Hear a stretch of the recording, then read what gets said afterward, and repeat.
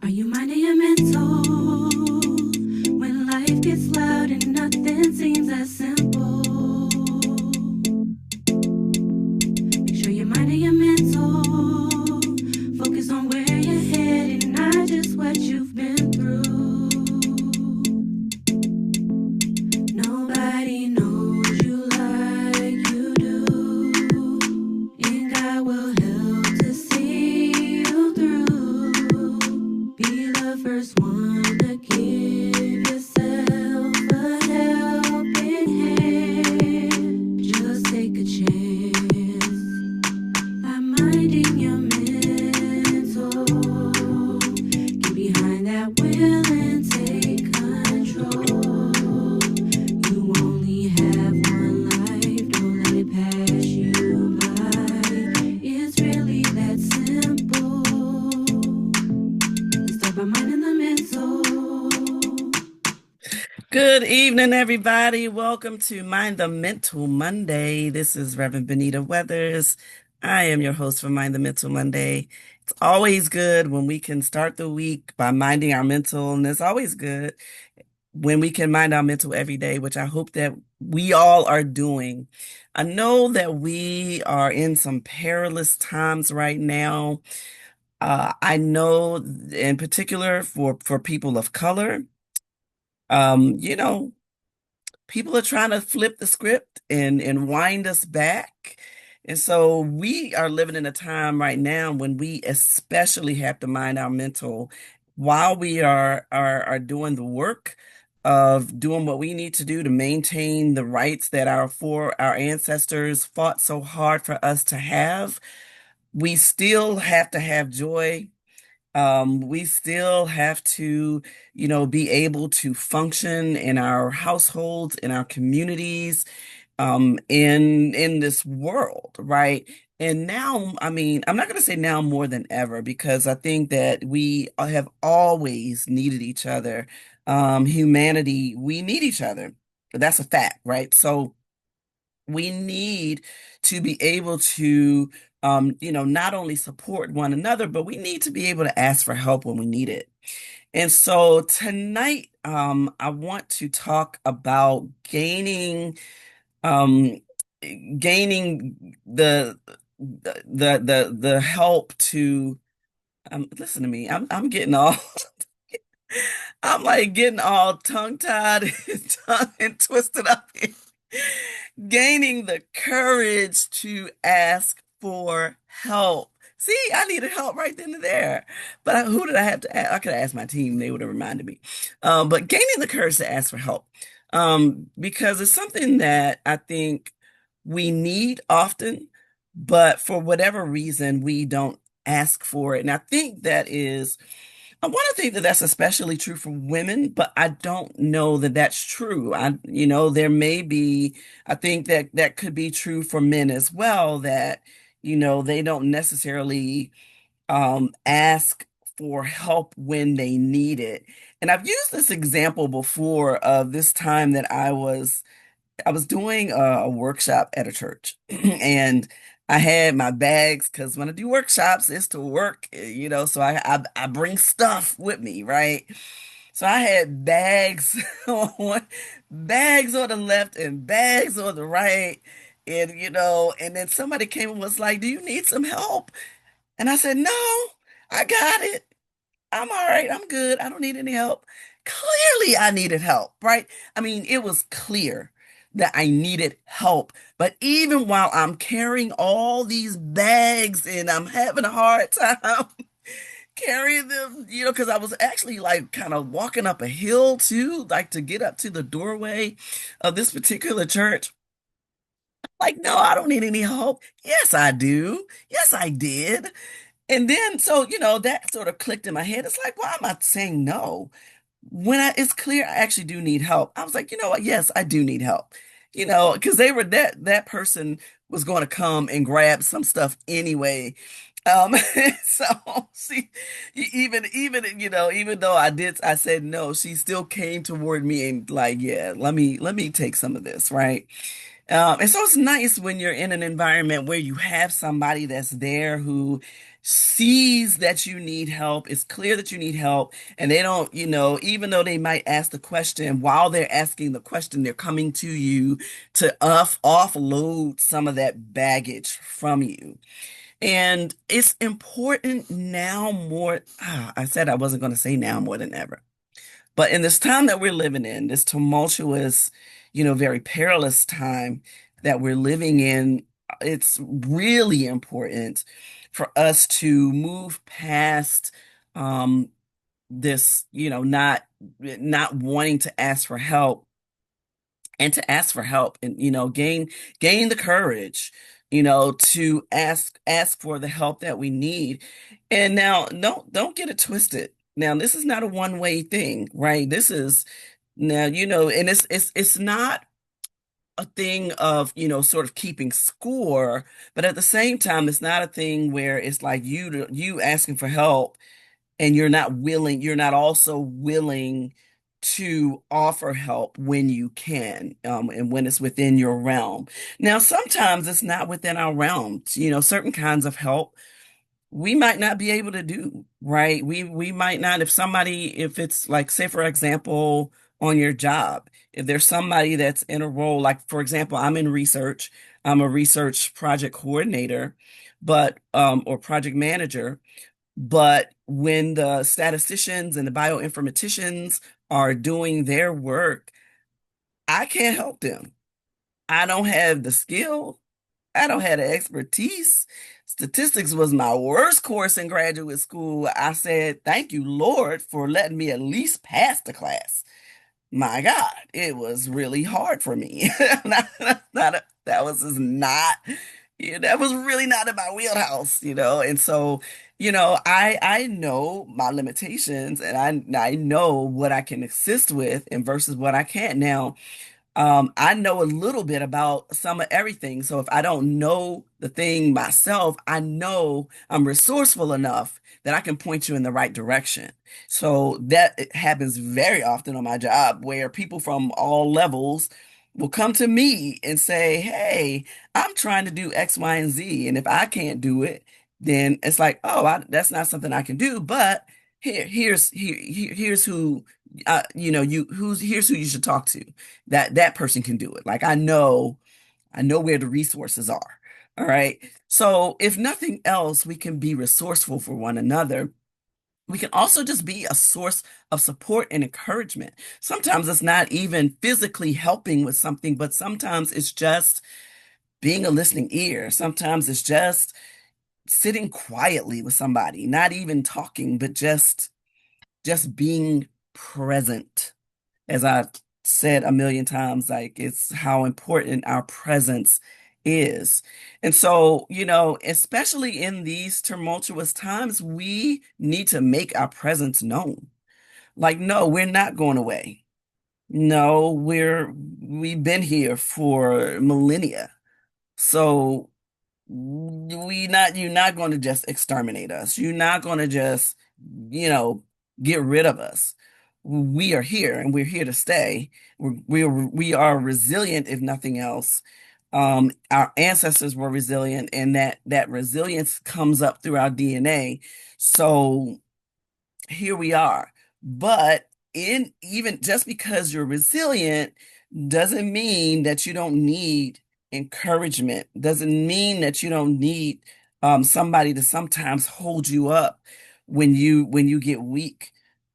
Because when we're forced to use our resilience, when we're forced to continue to continue to fight against stuff that seems really silly at this point. But when we have to fight against these forces, these demonic forces, even these evil forces that are in the world that want to destroy us, it gets tiring. Sometimes it's hard and the battle gets weary, right? And we're soldiers in this thing called life.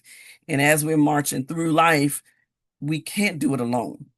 And it wasn't meant for us. Life was not meant for us to do alone. So I want to start off this episode by really, talking about Some of the reasons that we don't ask for help, and initially I had titled this "Why We Don't Ask for Help." But I wanted to really focus on gaining the courage to ask for help. But in that, I'm still going to talk about why we don't ask for help. And one of the reasons that we don't ask for help is that we allow ourselves to kind of live in this illusion of just being strong. Like, in particular, like for Black women, we are always called, the strong Black woman. And yes, we are strong. And there's nothing wrong with being strong, but strength is does not mean that we have to kind of go it alone or do things alone. That's not strength. I mean, your greatest strength is found when you are able to come together with others in community and build something from that. Not that you have to do it all alone, but that you have the courage to go to your sister, go to your brother and say, "Hey, I'm trying to do this and I need help." That is where your ultimate strength is found. But too many of us have fallen prey to this. I'm the strong, the strong Black woman. I got to be strong for everybody, and we have been. My God, we have been the rock for some of everybody, right? Over, over, again, multiples of millennia. And so we have to, we have these messages of, we got to be strong in our businesses. We got to be strong for our families. We got to be strong at work. We got to be, we always have to be strong. And when we get to that breaking point and at that tipping point where we do break, it's like where you're looked upon, as like, what is girl, get a grip, put your big girl panties on, come on. And it has nothing to do with that. I mean, but that's how we talk to each other. Girl, put your big girl panties on, get over that. But no, you know, rather than saying, girl, put your big girl panties on and get over it, say, girl, we're in this together. What can I do to help? How can I support what you're going through? And if and find some way, like I said before, it doesn't necessarily have to be a physical way, but it can be a way that you might have some kind of resource that you can share with the sister that will help her along her journey. We're told, just handle your business. Well, yeah, but the most successful business is handled in partnership. Most successful businesses, even if we're looking at a business model, the most successful businesses did not happen in a silo. They happened because whoever started the business connected themselves with the right resources to help propel their business to where they were trying to grow it. And so it did not happen by themselves. We don't want to burden other people. I feel that. I feel that to my core. I was saying a couple episodes ago how, when I went out to a meal with two of my good friends, that, one of the things that came out of that was, while I'm feeling like I might be a burden if I uh, talk to them about some challenges that I might be having, they're saying, well, if you talk to us about your challenges, it gives us a break from our own challenges. It gives us something else to think about besides the stuff that we're going through, right? So, we have to kind of get through this thing of being a burden on somebody. Um, Now, if you have somebody that treats you like a burden, then that's somebody that's not in your village. They not a part of your tribe. I mean, that's just the fact of the matter is you have to and we're going to talk about this a little bit later in the episode, but you have to be careful about who's in your village. So we will talk about that. But we also have been fed this thing of needing to be independent. One of the things that I regret the most about, one of the things I raise my daughters in particular with is to never put themselves in a situation where they are dependent on a man, right? Because I have seen too often I've seen women who were dependent on a man for everything, right? And it's one thing if you have like you have a good man like I do. I'm not bragging, but I'm just saying I do. I'm very blessed. If we were able to just do everything for us, great because he's a good person. But I've seen a lot of women who are in situations where um they're not in a good situation, right? They're in an abusive situation. But because they are dependent on a man to like feed them and clothe them and put a roof over their head, they're dependent on that person for everything. They have very little recourse, right? So that a lot of times they don't leave because if they don't come from a family where they have somebody that they can go to, for the kind of help that they need um to get out of that situation, they find themselves sort of stuck. So um but so I always tell my daughters like be able to take care of yourself if you have to. Like, be able to, pay your rent or mortgage, pay, buy your clothes, feed yourself and that sort of thing. Don't put yourself in a situation where you feel like you have to be dependent on somebody. Um, but I think that translation got a little bit lost in a way, because I feel like I didn't say enough of, I think they might have taken that to mean I have to do everything on my own. And that's really not the message that I was trying to get across. Because if you have a partner who is helping you, who is, loving towards you, and you are a true partnership, and the two of you are working together, to do the things that you need to do to take care of your household. Yeah, then don't try to do everything yourself, like because you don't really you're not in a situation where you have to, right? And so I think that in saying, don't be don't in saying don't allow yourself it, to be in a situation where you're totally dependent. That's different than being in a situation where you know that the person cares about you, loves you, doesn't mind helping, and helping to take care of whatever they help to take care of, and you can be at ease with that. That is okay. So, a lot of times we have been given this idea that we have to be independent.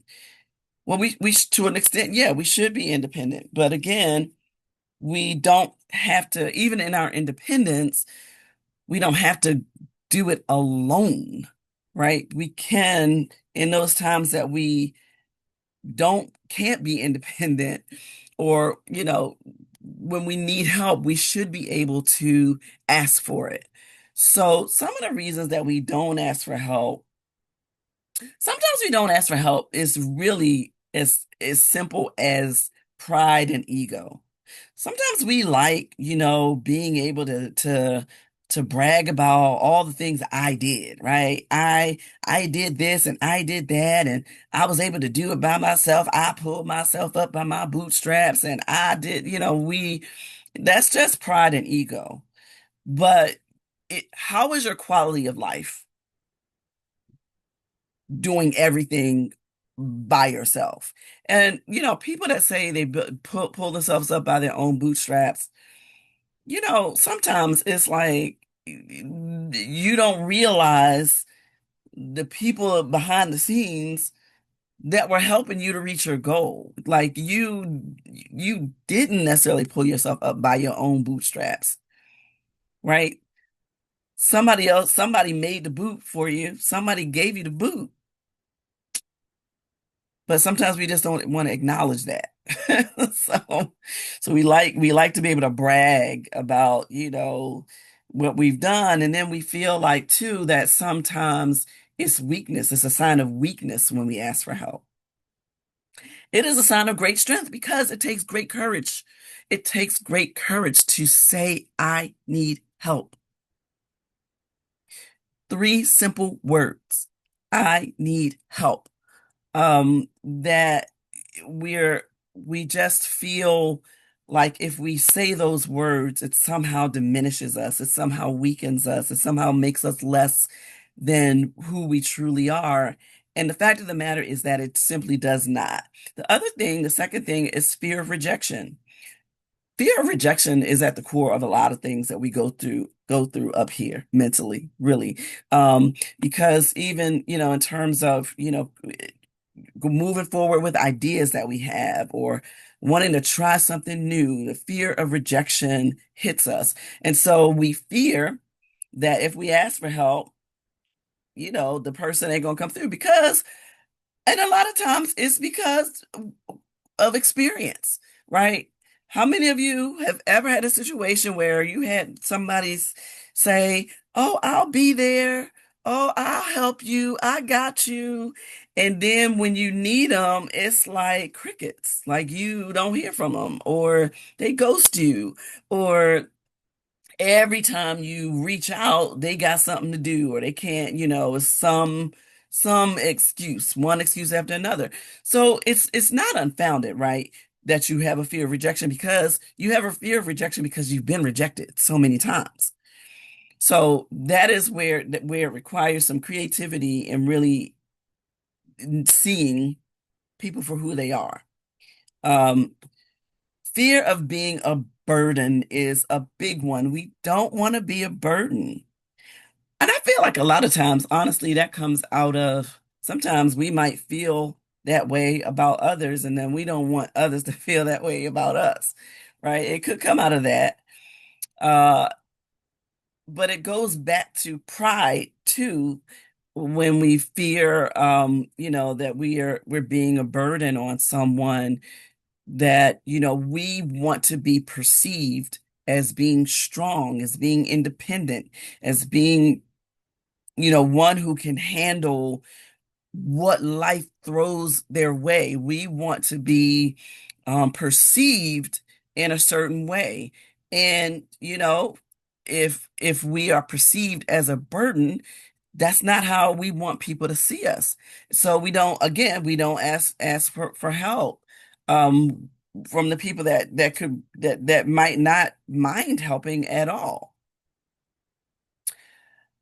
I do also want to say though, with that, like while I am really, suggesting that we do ask for help when we need it, what I'm not saying is to be a pest. It- I feel like I feel like I'm talking out of both sides of the neck, but there is a limit, right? And if you're a person that is just always,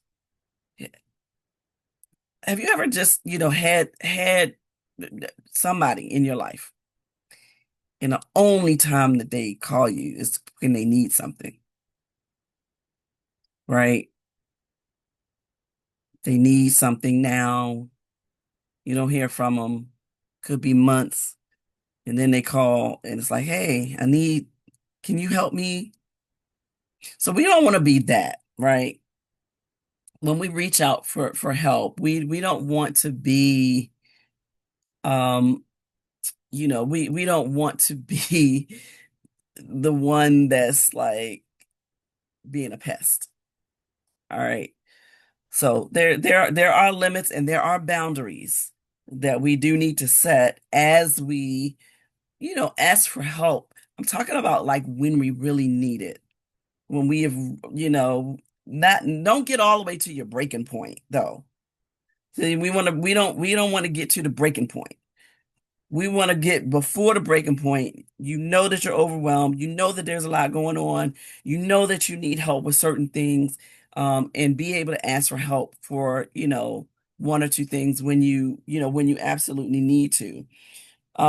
Sometimes what keeps us from asking for help is perfectionism.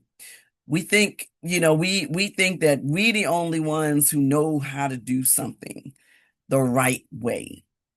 And what I've had to get a grip on for myself is that just because somebody does something a different way doesn't mean that their way is wrong.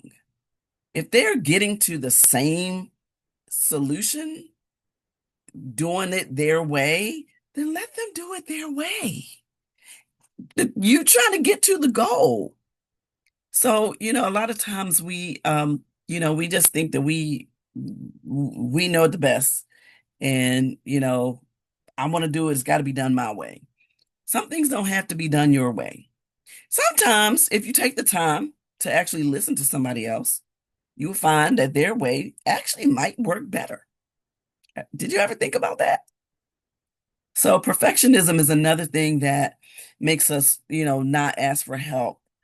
Um, I talked really about lack of trust, just having been betrayed in the past is something that, can cause us to not want to ask for help. We've done it before, it didn't work, so we not going that path again.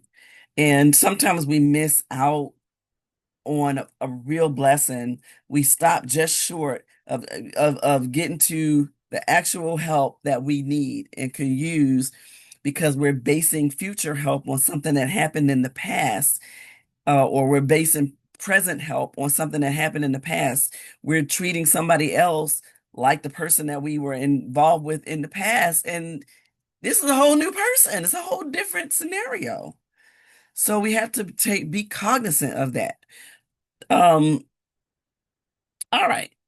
So here's the cost. There is a cost to not asking for help when you need it. One cost is emotional burnout. And good evening, Lisa. Good evening, Miriam. Thank you for tuning in. I appreciate you. Thank you for commenting and participating in this conversation. Um, Let me know. What's something that you need help with and just won't ask for, or what's something that you have asked for help and you've gotten it. Let me know. Put it in the comments for me. Okay, but so the cost of not asking for help, emotional burnout. Because we're trying to handle too much on our own, we get short-circuited. When we've got too much going on up here, that's where the brain dumps really come into play. When we've got a lot going on up here, it makes it difficult sometimes for us to move through life in a way that we can be most effective in life. So we have mental overload. Sometimes that turns into resentment toward others. Sometimes we resent, when we see that other people don't have a problem asking for help, when we see other people that seem to be able to handle life in a way that's kind of calm and not get all antsy and upset. Sometimes we start to resent those people. It's like, why are you so happy? What's going on? Good morning. What's so good about it? You ever run into those people? Are you one of those people?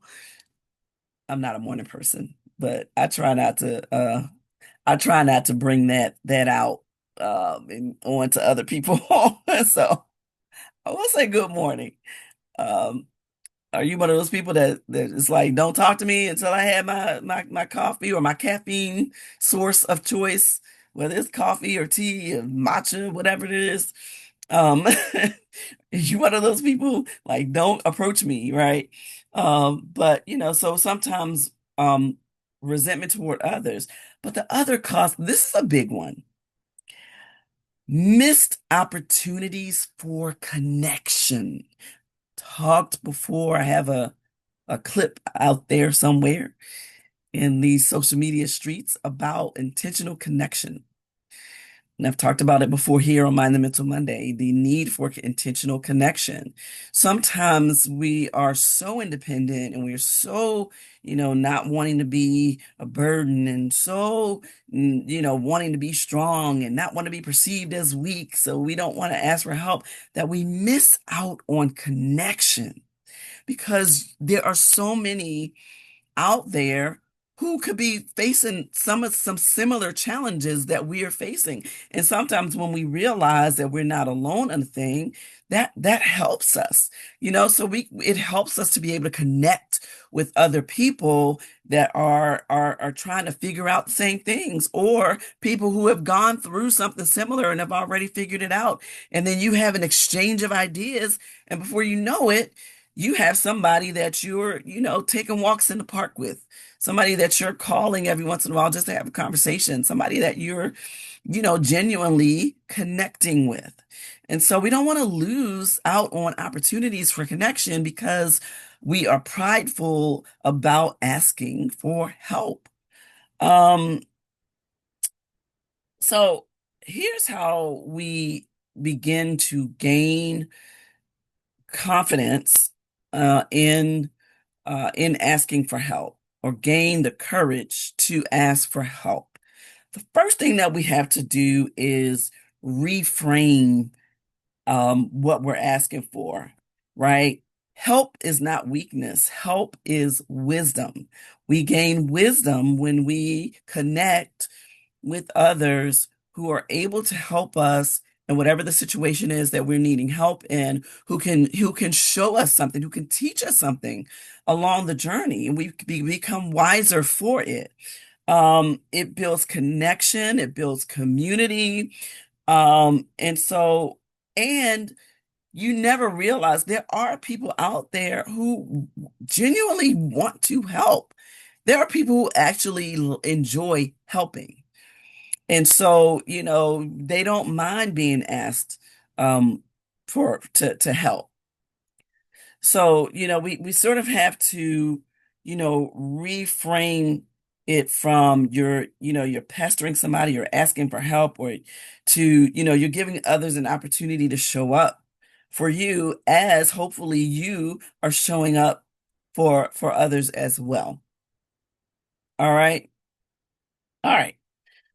So here are some practical tips. I like to be practical. Um, Practical tips on how to ask for help. You ready? Y'all ready? Y'all ready for the tips? Put ready in the comments if you're ready. Are you ready? Say ready. All right. All right. So be specific. What do you need help with? What exactly is it that you need? Because sometimes it's like we feel like we need help, but we don't we're not really 100% clear ourselves on what we really need help with. So you first have to get clear on what you need, right? So be specific. Don't just be like, "Oh, I'm overwhelmed," right? But can you help me watch the kids for 2 hours? That's a specific ask. It's not oh, I'm just really overwhelmed with all the things I have going on, and then you're expecting the person to guess what you really need. What do you need? The next thing is to start small, right? Can you watch the kids for 2 hours versus uh can you watch the kids for a week? Because that might be a lot, especially if the kids are toddlers, which I had the wonderful opportunity to keep my grandkids over this past 4 days, and I actually enjoyed having them. They are 4, and the little one will be 2 on Sunday.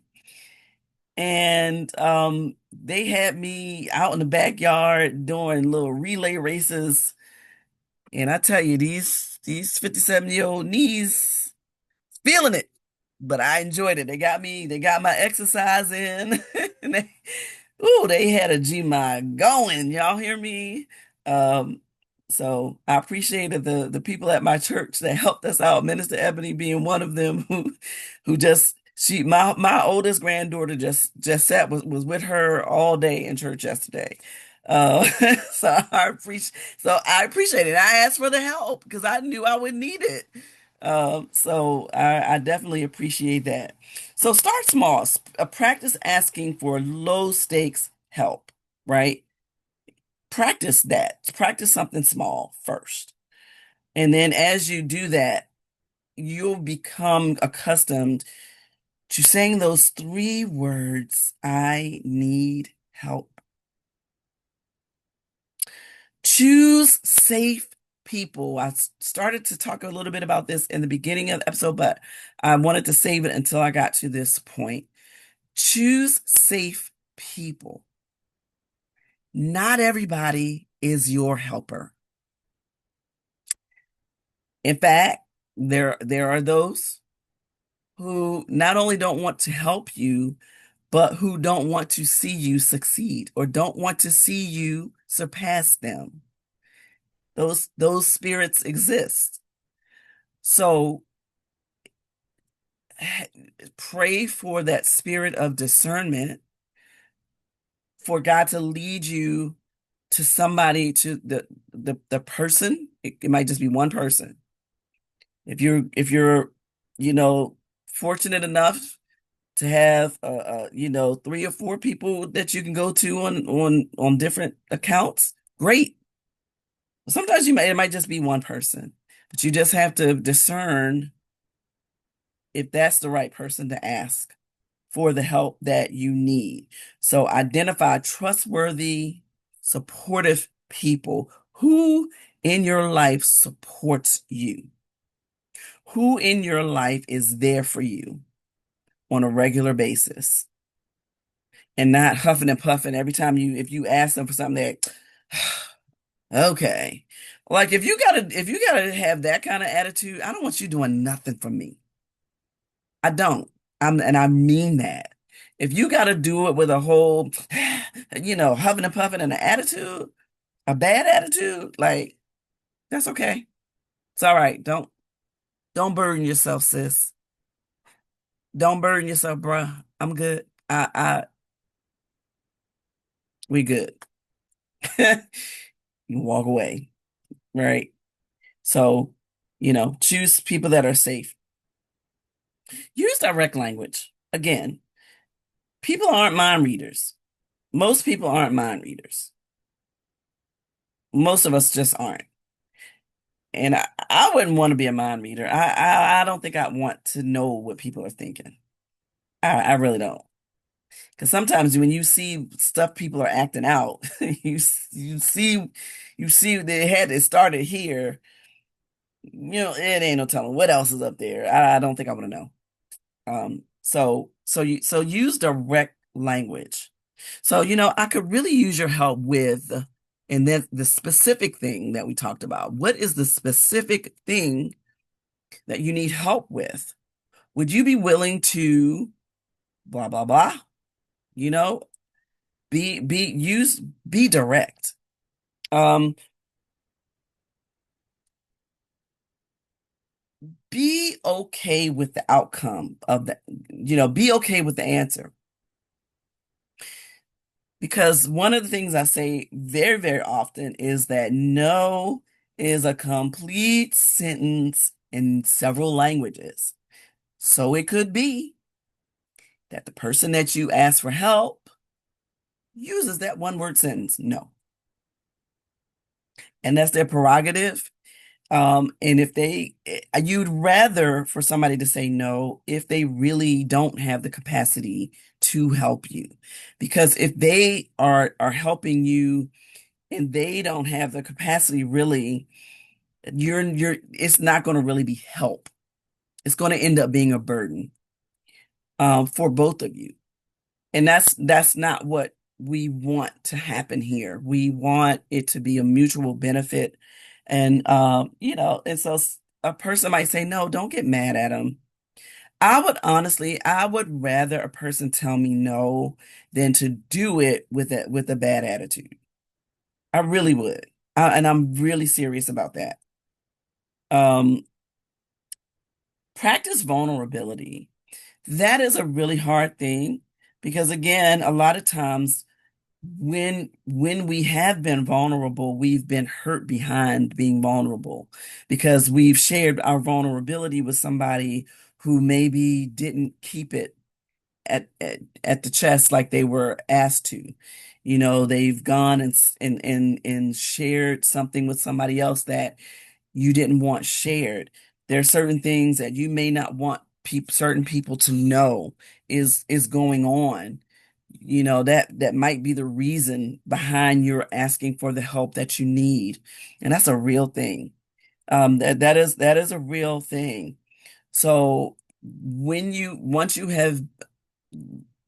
know who your village is or who your person is that you can trust, that you have used that spirit of discernment to understand that you can trust them, then you want to, acknowledge, listen, this is hard for me to ask. I don't ask, for help too often. This is hard for me. That's being vulnerable. Like I'm really, this is hard for me, but I'm going to put it out here, and I'm asking you if you can, and then be specific and clear as we said before. And then think about what you're saying to yourself as you need help, right? What kinds of messages are you saying to yourself? Are you saying to yourself, I'm a burden? Because if you're saying to yourself that I'm a burden, then rather than saying I'm a burden, then say, what about I'm human, right? I'm human. And as a human being, we need each other. Um, Instead of saying I should handle this alone, remind yourself that support is allowed. It's okay to ask for support. It's okay to not be okay. And when you're not okay, to ask for help so that you can get okay. Lisa says we may be afraid to ask for help due to others feeling that we're not qualified to do our job if we ask for help. That is a real thing, Lisa, that we're really we're just afraid of what somebody else will think of us if we ask for help. We're concerned that, if especially if it's on the job, if we admit that we need help with something, that somebody's going to think that we're not qualified. And I mean, people are going to think what they think. And in that kind of a situation, it's better, to say that you need help, get the help that you need, and then do the thing, right? The thing that you got help with, that you needed help with, actually perform it, because then that shuts down that you're not qualified. Everybody has questions. There's not a job out here that, somebody didn't might not, have questions about some task, something that they're tasked with. Even at the highest levels, people have questions about certain things. And so that goes back to the human part. Listen, I'm human. I don't know everything. And people who try to act like they know everything are acting, because they don't, because there's not a soul out here who does. So, but thank you for that comment, Lisa. That's very, very true. So go back to your inner thinking, try to help yourself to not think of needing help as being weak. You know, I need help. And it takes a great deal of strength to say those three words. I need help. So practice saying those words. I need help. Tiny words, that are packed with a lot. I talked about three other words, little words that are packed with a lot, and that's how are you? So practice, somebody says, how are you? Saying, responding, I need help. Be honest. Okay, well, what do you need help with? And be clear about the things that you need help with. And then write it down, right? So here's what I want you to do. I want you to identify one area where you need help. What's one area where you feel like you need help? There are several areas that I identified where I need help. You know, on the job, the thing that is something that I tend to need help with are the technical things. So I had started challenging myself to learning, taking the courses like in Excel and really learning how to use it to do more than just sorting a spreadsheet, and so I do at least know how to go to Google if I need a formula, if I need to do a specific thing. I might not know the formulas off the top of my head, but I know how to Google a formula and put it in and get what I need, right? Um, PowerPoint, stuff like that. Like I do okay with PowerPoint. I don't really use PowerPoint personally. I use Canva for slides. I think it's much better than PowerPoint. Um, but things like that. And I've sought out courses and things that I need help, and and then I've utilized it. I even have utilized AI at work to create a logo for one of the things, consortiums that I manage. So that was big. That was a big deal for me. Using Copilot to create uh a new logo, because they've been wanting a new logo for a while and nobody was able to really do anything, and they actually liked the new logo. So yeah, it could be stuff like that. And, so when you identify one area where you need help, ask yourself this question: what's stopping me? What's stopping me from asking for help? What is it about this thing that I'm keeping from, that I'm not asking for help? Who could I ask? Pray about it. Pray about who to ask for help.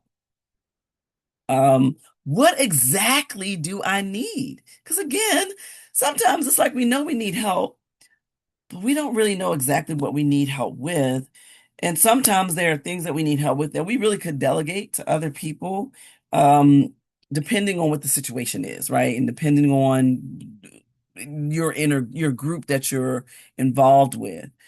Sometimes we can delegate, and sometimes we have problems doing that. So I want to encourage you to take one action. One action. Every week I always ask, I just say do one thing within the next 24 hours. Take action on one of those things, right? What's stopping me? Who could I ask? What exactly do I need? Take one action. That's it. All right.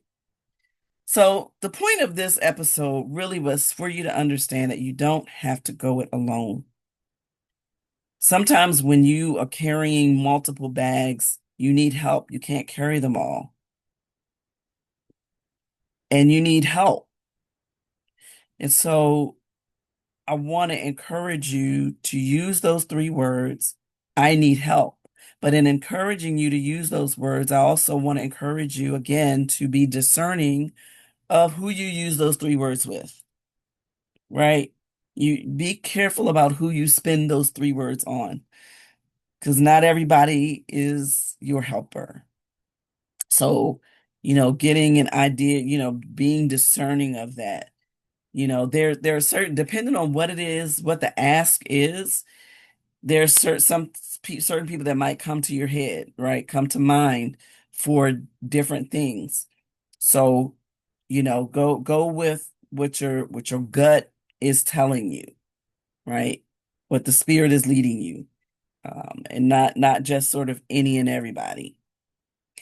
Um, and so it is okay to ask for help, y'all.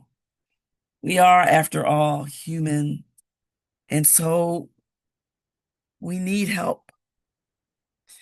And so, and if you need help, yeah, I will encourage you, if you can use some help with something that you're trying to do, something that you're trying to navigate, that I am a certified life coach, and I am here and open to hearing, you know, what you need help with, and I am open to helping you. All right, so I will give you a free 20-minute session, and we can go from there. All right, so just send me a message in my box, DM me, and I will get back to you. Or you can, the phone number is there, and you can call and leave a message. You'll likely have to leave a message because I do work a full-time job as well. And so I'm not necessarily answering that phone all the time, but if you leave a message, I will get back to you. All right, so that's it. Practice saying those 3 words: I need help. All right. All right, because we all need it. We do. And we are all in this together, like it or not. We need each other. So, Lord willing, the creek don't rise. I will see you. Well, I won't really see you, but you know what I mean. I'll be back next Monday. Happy Mother's Day to all the moms, whether you gave birth to somebody, or whether you are a godmom or an auntie, and a neighborhood mom, like all the ways that you might celebrate. Happy Mother's Day. I will be, lifting up a special prayer for those whose mother is no longer here on this earth. It is always a tough time. It's a sort of tough time for me too, because I was used to always going home on Mother's Day. That was my Mother's Day gift, would be to go home to Baltimore and spend Mother's Day with my mother. And I'm not able to do that anymore. But her spirit is in tow and always with me. And so for that, I'm grateful. So I'm grateful for my family. I'm grateful that I'll be able to spend Mother's Day with at least one of my children and my grandchildren. So I'm excited about that. Um, but Oh, Lisa also, she says, when it comes to our Christian faith, it might be hard for some people to ask for God's help. That is so true, Lisa. Sometimes we don't know what to ask God for, but we can literally ask God for anything. And sometimes he will respond yes. Sometimes he will respond no. Sometimes he will respond not now, right? And but because he's our Father, and because he desires connection with us, he wants us to connect with him. He definitely wants us to have those conversations of needing help. And in due season, he will let us know the answer if we stop and listen and hear from him. So thank you, Lisa, for all. I appreciate all the input and all the comments. All right. So, all right, here we go. Happy Mother's Day, everybody. Celebrate and be safe. And Lord willing, the creek don't rise. I will be back next Monday. God bless and have a wonderful evening.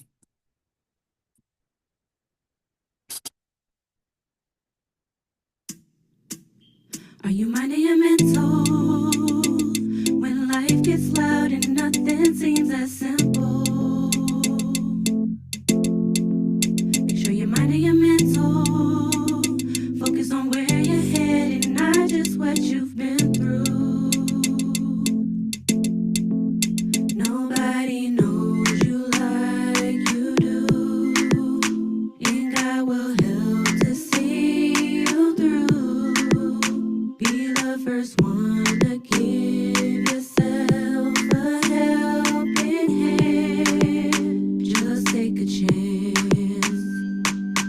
finding your